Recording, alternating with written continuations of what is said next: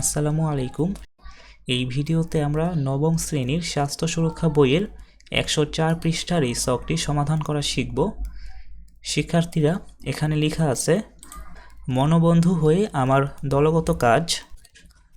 এখানে আমরা ঘটনা লিখব, এরপর আমরা লিখব এখানে যে কাজগুলো করেছি। এরপরে লিখব কোনো ব্যক্তি বা সংস্থার সহযোগিতা নিয়ে থাকলে তা কি। এরপরে লিখব ফলাফল কি হয়।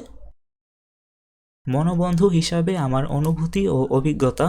শিক্ষার্থীরা, আমরা এখন এই ছকটি সমাধান করা শিখব। আমি এখানে লিখেছি মনোবন্ধু হয়ে আমার দলগত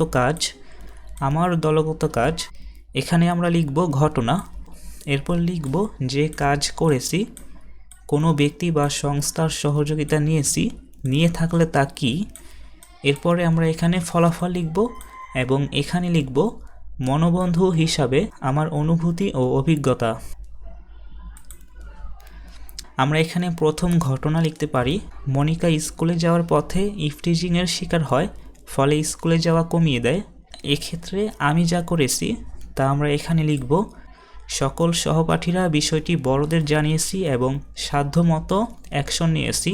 যদি কোনো সংস্থার সহযোগিতা নিয়ে থাকি তাহলে আমরা এখানে লিখব অভিভাবক, শিক্ষক ও স্থানীয় চেয়ারম্যানের সাহায্য নিয়েছি। এক্ষেত্রে ফলাফল হয়েছে সবাই মিলে দোষীর শাস্তির ব্যবস্থা করেছি। এরপর মনোবন্ধু হিসাবে আমার অভিজ্ঞতা ও অনুভূতি। এখানে আমরা লিখব সামাজিক সমস্যার সমাধান সম্পর্কে অভিজ্ঞতা পেয়েছি। এরপরে আরেকটি ঘটনা আমরা লিখতে পারি। স্থানীয় কিছু অসহায় ব্যক্তি রয়েছে যারা প্রায় অনাহারে দিন কাটায়। এক্ষেত্রে আমি যা করেছি ভালো থাকার ক্লাবের মাধ্যমে অসহায় ব্যক্তিদের চাঁদা তুলে সাহায্য করেছি। এরপরে লিখব অভিভাবক, শিক্ষক ও স্থানীয় চেয়ারম্যান মেম্বারের সাহায্য নিয়েছি। এখানে লিখব প্রায় সকলকে সাহায্য করা হয়েছে। অসহায় ও দরিদ্র ব্যক্তিদের সাহায্য করতে পেরে আমি খুশি। আমাদের পরবর্তী ঘটনায় আমরা লিখতে পারি রহিম হঠাৎ মাদকাসক্ত হয় এবং সামাজিক জীবনের উপর গুরুতর প্রভাব ফেলে।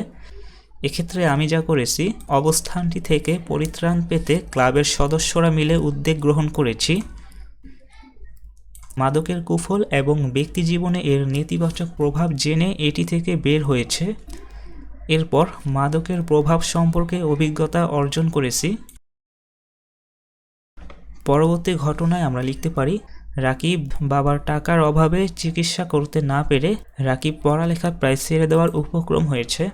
ভালো থাকা ক্লাবের সাহায্যে তার বাবার জন্য চিকিৎসার টাকার ব্যবস্থা খুব সহজেই করেছি। এরপর এখানে শিক্ষক, অভিভাবক ও স্কুলের শিক্ষার্থীদের সাহায্যে চাঁদা তোলার ব্যবস্থা করেছি। সকলের সাহায্যে রাকিবের বাবার চিকিৎসা করা হয়েছে। অসহায় ব্যক্তিকে সাহায্য করার সুযোগ পেয়ে খুবই ভালো লেগেছে। শিক্ষার্থীরা, আশা করি তোমরা এই ছকটি সুন্দরভাবে সমাধান করা শিখেছো। পরবর্তী ভিডিওতে আমরা পরবর্তী পৃষ্ঠার এই ছকটি সমাধান করা শিখব।